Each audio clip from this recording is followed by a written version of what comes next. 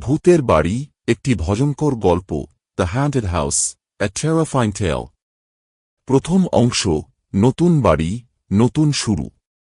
একটি ছোট্ট গ্রামের নাম চাঁদপুর।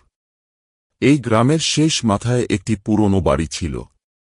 সেখানে কেউ থাকত না। গ্রামের লোকেরা বলত, ওই বাড়িতে ভূত আছে। একদিন শহর থেকে একটি পরিবার এসে ওই বাড়িতে উঠল। তাদের নাম ছিল রায় পরিবার।